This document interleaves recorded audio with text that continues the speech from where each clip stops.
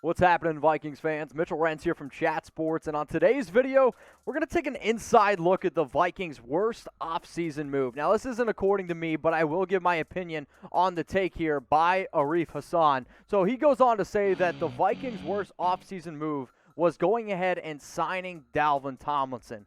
When I saw this, I was very, very surprised. So the reason why Hasan went ahead and said this is because in an article, every single beat writer basically associated with either ESPN or whether with The Athletic went ahead and said, all right, we need to find the worst move for for all 32 teams. The fact that the Vikings went this route, I was surprised. Now, I get it. 2 years, $21 million with $20.8 million guaranteed might be a lot for some people. But Tomlinson, I thought, was actually one of the better defensive tackles on the free agent market. I had him as my number 2 ranked guy behind only Leonard Williams right when the whole free agency market opened up. But this is what Hasan had to say on the Vikings' worst move.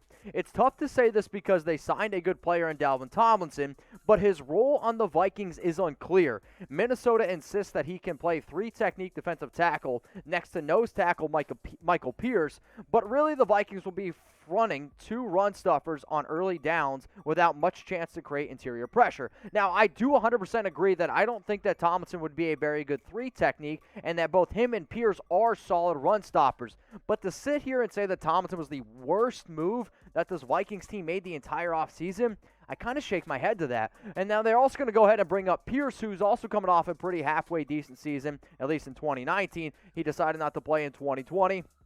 And then back even like 2018, 2017, 2016, he's had some ups and his downs as well.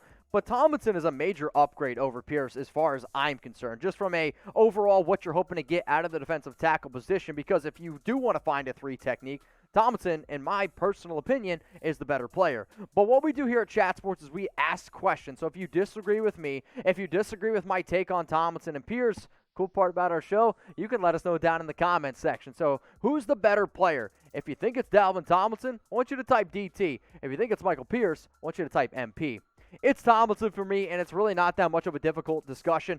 I actually thought Tomlinson was going to get a lot more on the market if it wasn't for the cap coming down a little bit, if it wasn't for a lot of uncertainties around the 2021 season. I actually think Tomlinson would have gotten a little bit more. Now, here's also what Hansen had to say on the Vikings' worst move.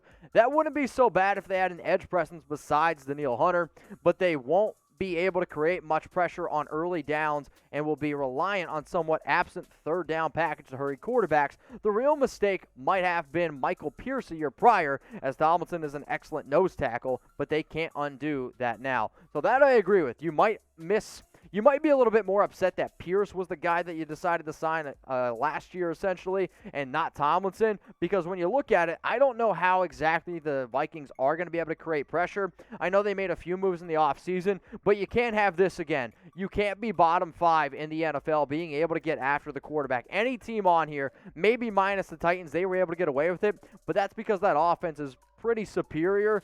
The Vikings, they're a good team, but they need to have more of a pass rush to be able to compete, especially if Aaron Rodgers is there for the Green Bay Packers. So go ahead and let me know, y'all. What was the worst Vikings move this entire offseason? I'm talking about free agency. I'm talking about the draft trades. Let me know down in the comments section.